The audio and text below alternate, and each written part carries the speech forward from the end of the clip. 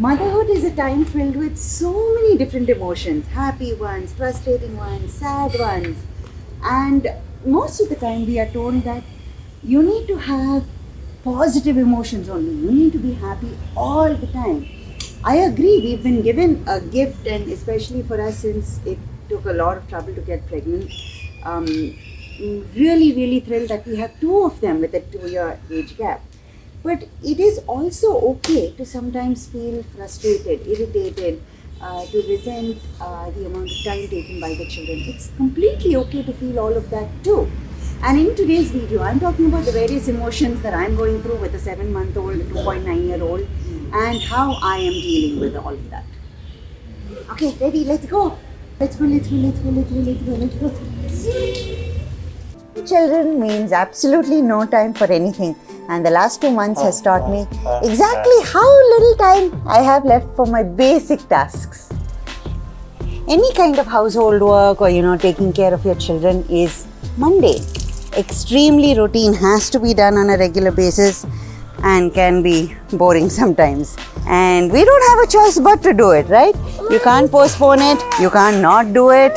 But we can find ways of making it exciting, changing things around so it doesn't feel the same every day, so that we get through doing that chore that day. Where I'm having absolutely fantastic weather, it's just rain, the temperature has cooled down.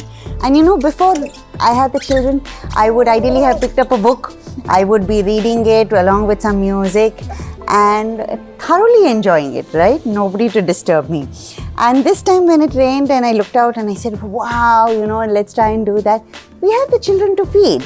And I found that there was zero resentment. I have absolutely no problem that I'm sitting and doing something with the children as compared to doing something on my own. The reason that I am very happy doing this is that I think I've spent whatever years I wanted to doing things for myself, by myself. And I now have the chance to do it with these two. So, that helps us create less resentment if we have accomplished some of the things we wanted to. I've taken a complete break from work for the last 3 years, and I really don't mind because I worked for a full decade before that, doing whatever projects I wanted to do, traveling wherever I wanted to do within Bangalore, working with whichever institution I wanted to. And that gave me a sense of fulfillment that I'm not missing out on anything now. I am happy with where I am, and I will get back to doing whatever else I wanted to do solo once I grow up. We are going to a stage where Ducky is Antapurle. She's stuck to me all the time, even when I go to the loo. I have to do everything for her, nobody else can do it. And the little chap is teething, so he's in constant discomfort. He's reached the stage where I'm hoping his tooth will come out quickly. Cranky, not wanting to be, being fussy, wanting to stick on me all the time. Along with Miss Antapurle, no? Right now, life is 24/7 with both of them stuck to me. Frustrating to say the least, and actually very tiring because there's always something happening. There's not a moment to just sit down. And yes, while I would like to cry through some of these times, it is much more productive to laugh through them. So how do I deal with the frustration? One is I find ways of doing things I like with both the children in tow or with even one of them in tow. We are hot on the trail of a cement mixer that we are looking for. The key is to find activities to do with your child that you also enjoy. Right, you can't enjoy it in the same way as we did before we had our babies. But is there 10% of enjoyment that we can find in the activity the way it is? And also, if we start looking at what joy the child is finding in the activity, so we're currently looking at a crow. If we find that, that doubles our enthusiasm for it and what we are doing and how we are doing, and makes us feel happier overall. Regardless of what chaos is in my life, I always try and exercise because it makes me fit, it makes me feel better. And I recently learned it's a really good way to let out all my frustrations. When I can't let it out on anyone, I can't displace it on the children or the other family. So exercise is a great way of just letting it go. One of the things I love to do is walk around. But after having the children, not as many opportunities. But you know what, with Gauri learning the strider, I've been able to go walking a lot more. Every morning we go for a half an hour or 1 hour cycling round. And today we've come to Eagleton and we're just on the pathways here. And one of my wishes of walking around more often is being fulfilled. Peacock, we are on the hunt for a peacock. Life with 2 children is far busier than life with 1 child. But I found very satisfying ways of doing what I like, doing what the children like, keeping them engaged. And I have a sous chef here with me. We are putting together the makings for quesadilla, and Gauri is right now chopping up the paneer while we have Tapas who is looking at the garlic. I'm learning how to keep both of them engaged while getting my work done. I am a total bookworm, and one of my favorite hobbies was reading a book. Nowadays I continue to read a book. It's just Thomas the Tank Engine and festival stories and all of that. But I take equal pleasure in reading all of this because we've got to enjoy what we're doing, right? If we regret what we can't do at this point and we are more focused on, oh my God, I'm missing out on this. We're missing out on our present then, and So I remind myself that if I'm not enjoying all of these moments with the children and all the frustrations and everything, there's a lot that I am missing out on. The reality of having 2 babies is that there's always one of them up to something.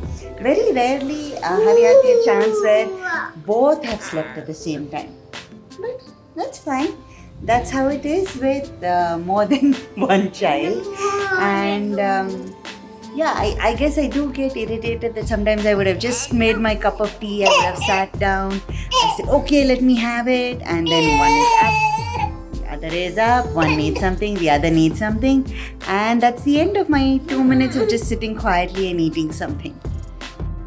So if I've reached the end of my rope at any particular point, I find someone who can take care of the babies for 10 minutes, I take that break, I come back feeling refreshed and feeling like I can battle whatever is needed without just falling apart and crying. And sometimes that 10 minutes makes a big difference. Gauri is going through a stage which is very natural, where she's adjusting to the amount of attention I am paying to Tapas, and therefore she's sticking to me all the time and insisting that I do things for her, and my mother, her nanny, everyone used to do things with her, and those are now certified only Amma. So it's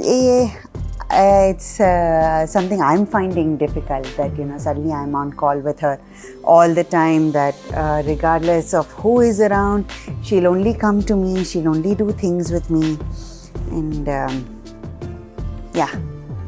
for a full 2 years, it was all attention of mine was on her. She doesn't mind if others are paying attention to Tapas, but if I am doing that, she's having a lot of trouble with it, which a lot of older siblings do.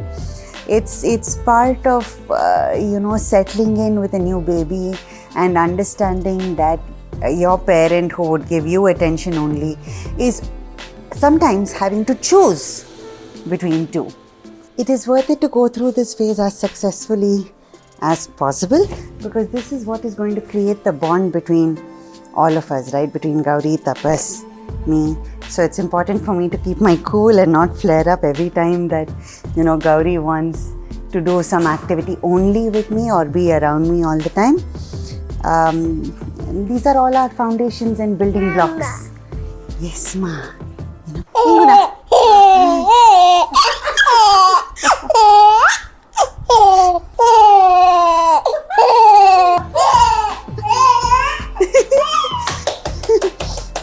Ducky is doing the ducky dance, and it is totally worth it when we have moments like this, and